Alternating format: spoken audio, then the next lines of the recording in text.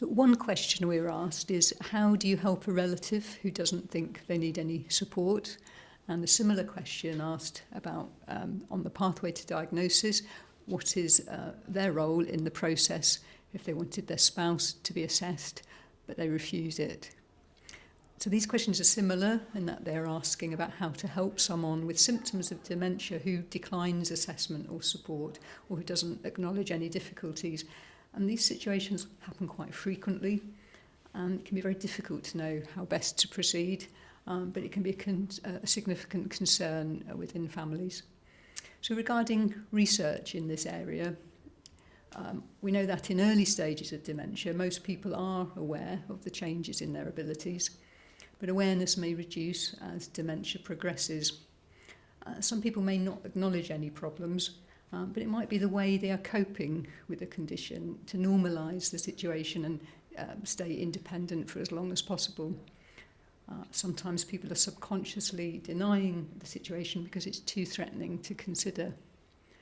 People may express more awareness as they adjust to the diagnosis, especially if support is provided to allow gradual adjustment. The carers may need additional support as well.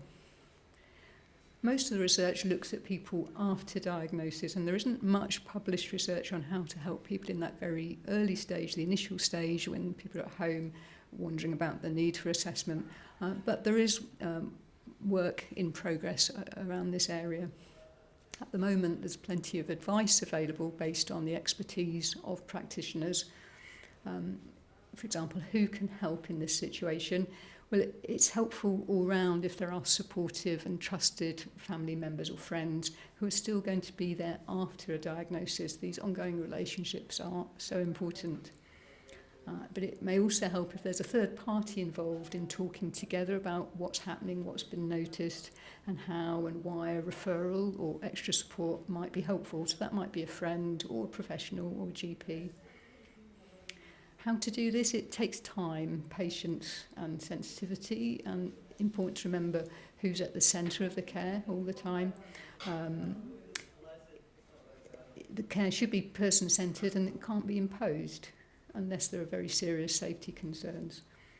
It's important to listen to the individual. There may be times when they want to discuss things more openly and are more ready for suggestions.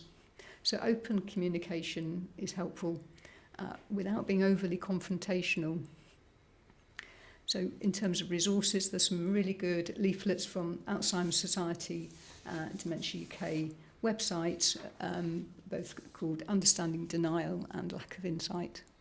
So we received a question about transgender people and dementia care, and the question said, or asked, how much research is there on transgender people being treated with dignity in dementia care, and what actually works? This is a really important question. The short answer is there's still not enough research, but what we do know does tell us that this is an area needing urgent attention.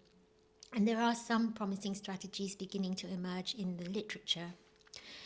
So from what we could find, a recent study highlighted that older LGBTQ+ people living with memory problems often feel invisible in care settings. They had concerns related to misgendering, exclusion of their chosen family, and respect and safety. Another looked at the views of dementia care professionals. Many report some knowledge of how to provide care, and they do want to provide appropriate care for LGBTQ+ people, but they lack the training and confidence to do so. So there are still very few studies focused only on trans people with dementia, but research and advocates are starting to develop more inclusive models of care. Another part of the question was, is there any research on what's been shown to help? From the little that we can see, cultural competency training for care staff helps improve attitudes and understanding, and that includes using the right names, the right pronouns, and respecting people's identities.